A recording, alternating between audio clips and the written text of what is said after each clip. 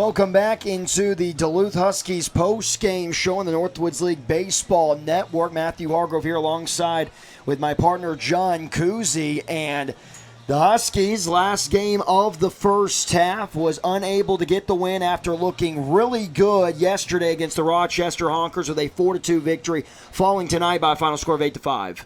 Yeah, I mean, a lot of errors, a lot of walks in this one, and that's not what we saw yesterday, and that was the difference in the ball game. Yeah, and it was really weird because starter day for the Duluth Huskies and Caden Griffin, and we mentioned it a lot of times during the broadcast. We didn't know whether to call it a struggling outing or a really good outing. Ended up going 4 1/3 innings pitched.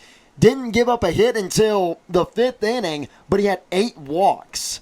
Like I said, it was a very Jekyll and Hyde type of performance. Absolutely. The control, when it wasn't there, he was giving the free passes, and that wasn't good. But when the control was there, he was getting a lot of soft contact and getting outs, not giving up hits. So it was hard to really judge that performance, but it wasn't fantastic overall. Yeah, and we're going to get into the highlights of this game here in a couple of seconds. But talking about the offense, Charlie Reed today, I mean, I don't know what he ate for breakfast, but he needs to continue to do it, going 3 for 5. And then we saw his approach at the plate was really good yesterday, and Charlie Reed's just been very comfortable looking in the box. Well, I must imagine that he had Wheaties for breakfast, as 3 for 5 with 2 singles and an extra base hit, really showing Marcus Pointer, hey, thanks for putting me in the leadoff spot.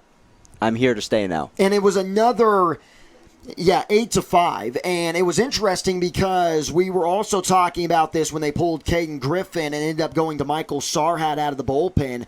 But it was another Duluth Huskies ball game essentially, where the Huskies have a 4-2 win, or a 4-2 lead, 4-1, excuse me, and they're out hitting their opponent. Yet the Honkers end up coming back, and you see the Honkers are winning 5-4 in the blink of an eye, and the Huskies are out hitting the Honkers, essentially.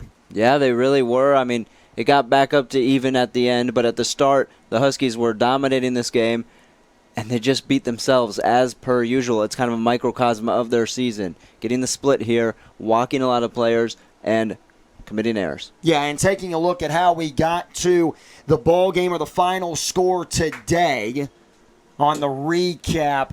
Leading off this one, Huskies came out hot. There's Mike Bell. Jackson Forbes was unbelievable. I can't believe that wasn't the first thing that we mentioned today in the defensive prowess of Jackson Forbes. But the Huskies, you see Amber and Wojtek back in the first inning. It was a 3-run first inning for the Duluth Huskies. Amber and Wojtek getting caught in the rundown, but it didn't really matter as they were able to score 2 runs. And then Griffin Caden, Peyton Powell, after a 2-for-3 day where we were just praising the man, calling him the truth, he had another good day, but defensively he had 2 big errors that just was a huge problem for the Huskies in this one. Yeah, I mean, we mentioned it, the errors, that was the big issue, that and the walks, and Peyton Powell, good at the plate, tough day in the field, a couple nice stops though, so you hope that you can see more of the consistency of what we saw in the first game as opposed to here today in the second game. And now you see Fontenelle, and this is really where the wheels fell off for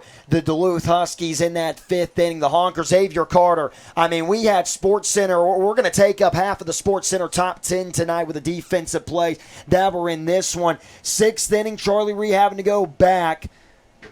But the Honkers end up taking the 5-4 lead, and really after that, the Huskies just could not get any momentum going, especially from some of the plays that Jackson Forbes made. And I'm talking about that leaping grab that he had on Kaysen Tall as you see it now. Wow, that was just unbelievable, and that was really changing the game for the Duluth Huskies, how Jackson Forbes was able to corral that baseball off the bat of Kaysen Tallin and essentially win the game for the Rochester Honkers. Yeah, that was the game right there, but starting tomorrow, everything's back at 0-0, so the Huskies just got to put this out of their mind and come correct tomorrow in Eau Claire. And we were also talking about how the schedule for the Duluth Huskies is going to be really weird to start the second half. They're on the road at Eau Claire, and then it's a home-and-home set, so they'll be back here at Wade Stadium in a couple of days. And then Rochester is back at Wade Stadium for the Thursday-Friday set. So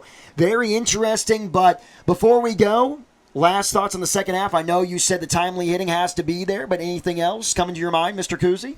Yes, limiting the walks and errors.